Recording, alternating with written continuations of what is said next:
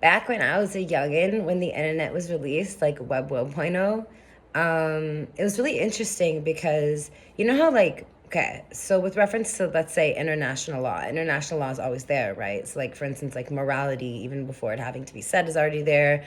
Universal Declaration of Human Rights, UDHR, which is the document in international law that mostly reflects morality, like that's already there. But when the internet came out, when Web 1.0 came out, um, people have this like weird attitude of like if it's not covered specifically yet with reference to the laws that have to do with the internet, then they can do X, Y, and Z.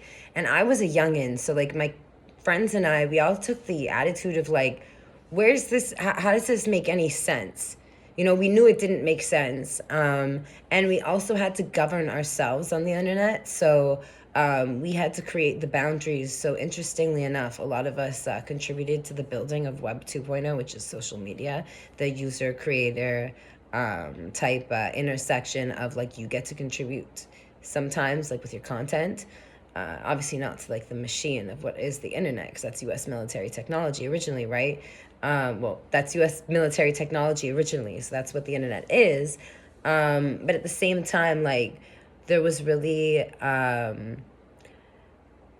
there was really a big difference in between um, like being able to go on the internet and play games, because there weren't like games necessarily on, but like there was computer systems with like non-internet games like Paint and Minesweeper, things like that. And then you had options to like go to like the store and get like a CD-ROM and then like play a game on that, or like a floppy disk, or early internet games like chess and checkers, things like that.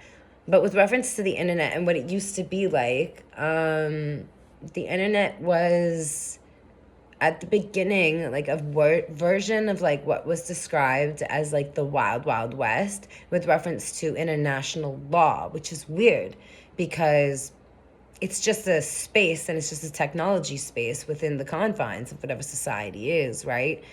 So that's an interesting conversation that used to take place when I was younger, but it actually hasn't taken place a lot since I'm an adult.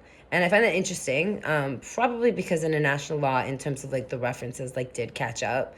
So then it's less of a conversation because the convo already took place. You feel me? So that's probably it. But anyways, I think it's really cool. It's a thought processes that a lot of your parents, millennial parents, had as a kid, that now a lot of you don't even have to have because the internet's just been around so long. Peace.